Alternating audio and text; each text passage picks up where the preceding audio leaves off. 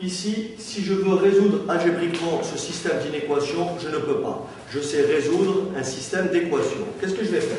Je vais donc introduire des variables d'écart E1 et E2 positives. Et je vais transformer mon système d'inéquations en un système d'équations. Qui va donner quoi? Regardez bien. X.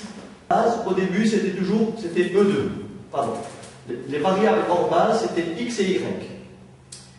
Qu'est-ce qui est resté toujours variable hors base? C'est Y. Qu'est-ce qui n'est plus variable hors base? X. On dit que X est une variable entrante. On dira tout à l'heure que X est une variable entrante, puisque X est égal à 9,5. Donc X devient une variable de base. Et qu'est-ce qu'il y a? X a pris la place de quelle variable? De E2. Et E2 est devenu une variable sortante. Donc maintenant, les variables de base sont quoi? 9,5, 5,5. Et les variables hors base sont Y et E2. Alors si vous voulez bien, si on présente le tableau et employez la méthode du simplex. Le tableau se présente comme ça. Ici vous écrivez donc X, Y, E1, E2. Là je vais écrire mes contraintes. Et là je vais faire mon rapport. Je réécris ici E1, E2, et là j'écris Z. En fait, E1, E2. Je recopie la matrice de tout à l'heure. Vous avez le système devant les yeux. Enfin, vous l'avez peut-être noté. On avait quoi? 1, 1, 1, 0 et 7. D'accord? On a 2, 1, 0, 1, 9. Et on avait 3, 2, 0, 0, 0. Voilà mon système initial. Ça se lit comment? Tout ce qui est là, ce sont des variables hors base. Pardon. Tout ce qui est là, ce sont des variables de base. Leur lecture, elle se fait comment? E1 égale 7, E2 égale 9. Tout ce qui n'est pas là est nul. Ça veut dire que x n'étant pas là, ça vous donne quoi? X égale 0, y égale 0. Donc en fin de compte, qu'est-ce qu'on va dire? On va choisir le pivot. Contrairement à la résolution d'un système. Ici, ce n'est pas vous qui faites le choix du pivot. C'est les données économiques. En fin de compte, vous avez des coefficients de Z. Question. Est-ce qu'on peut améliorer la marge Z? La réponse est oui. Pourquoi? Car tous les coefficients de Z ne sont pas négatifs ou nuls. Tous les coefficients de Z ne sont pas négatifs ou nuls. Quel est le coefficient de Z le plus positif? C'est 3. Le plus positif, c'est 3. Ça veut dire que la colonne, ici, la première colonne, s'appellera la colonne du pivot. Et la variable qui est associée à cette colonne, c'est quoi? C'est X. Donc X sera la variable entrante. X sera la variable entrante. Il faut maintenant déterminer la variable sortante. La variable sortante, ça va être quoi? On va effectuer le rapport des contraintes, bien sûr, au coefficient correspondant. Je vais donc faire quoi? 7 divisé par 1. 7 divisé par 1, ça fait 7. Je fais 9 divisé par 2, ça fait 9,5. Et attention, je vais choisir quoi? Le plus petit rapport positif.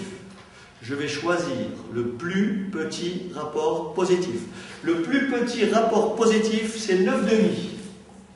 Par conséquent, le pivot va se trouver à l'intersection de la colonne et de la ligne. Le pivot va se trouver à l'intersection de la colonne et de la ligne. La colonne du pivot, c'est cette première colonne. La ligne du pivot, c'est cette deuxième ligne. Ce qui veut dire quoi? Que le pivot, c'est tout simplement 2. Le pivot, c'est 2. Donc, la variable entrante, c'est quoi? X. Et la variable sortante, c'est quoi? E2. La variable entrante, c'est X. Et la variable sortante, c'est E2. Alors,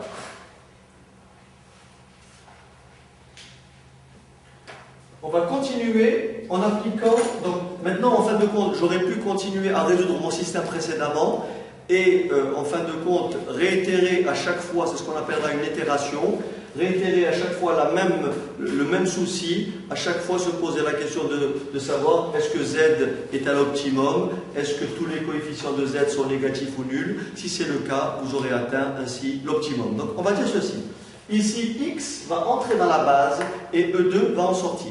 Ce qui veut dire que le deuxième tableau aura cette allure-là.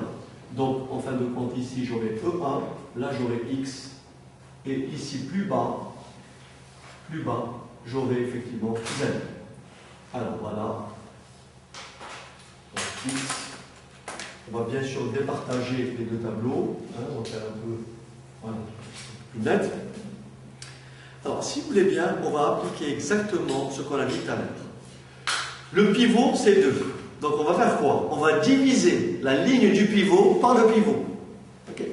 On va diviser la ligne du pivot par le pivot. Donc 1, 1 demi, 0, 1 demi, 9 demi. La colonne du pivot, autre que le pivot, c'est des zéros. La colonne du pivot, autre que le pivot, c'est des zéros. Donc ici, je mets 0. Je répète.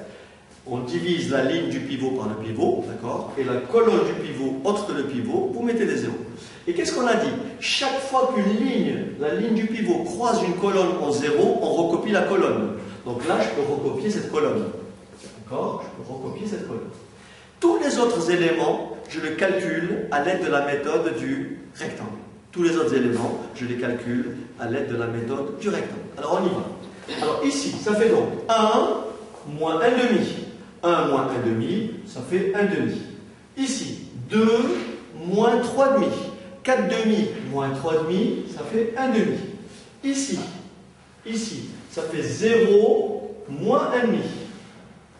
En fin de compte, ici, 0 moins 3 demi.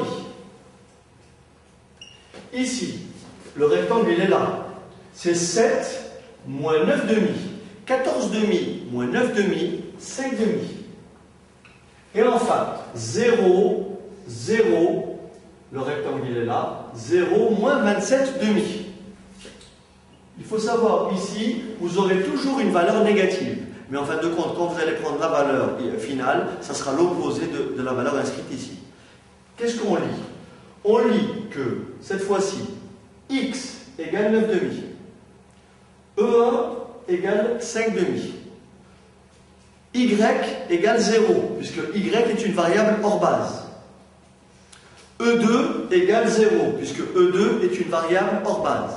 Si je produis 9 demi article P1, ma marge sera de combien? Plus 27 demi. Alors la question qui est posée est celle-ci, est-ce que j'ai atteint l'optimum? J'aurai atteint l'optimum lorsque tous les coefficients de la fonction économique seront négatifs ou nuls. Question, est-ce que les coefficients de z sont tous négatifs ou nuls? La réponse est non. Et je dis quoi? Pour trouver le pivot, il faut d'abord trouver la colonne. Pour trouver le pivot, il faut trouver la colonne du pivot. Je repère le coefficient de z le plus positif. Le coefficient de z le plus positif, où est-il? C'est celui-là. Ça veut dire que ma colonne du pivot, c'est la colonne de y. Donc y va être quoi? La variable entrante. Pour déterminer la variable sortante, je refais quoi? Le rapport des contraintes au coefficient correspondant. Ça fait donc 5 demi divisé par 1 demi, ça fait 5. 9 demi divisé par 1 demi, ça fait 9. Et bien sûr, attention, je repère le plus petit rapport positif. Je dis bien positif. Le plus petit rapport positif, c'est combien? 5. Le pivot va se trouver à l'intersection de cette colonne et de cette ligne. Autrement dit, le pivot, c'est tout simplement 1 demi. La variable entrante, c'est y. Et la variable sortante, c'est quoi? E1. Donc on va dire que y va entrer dans la base.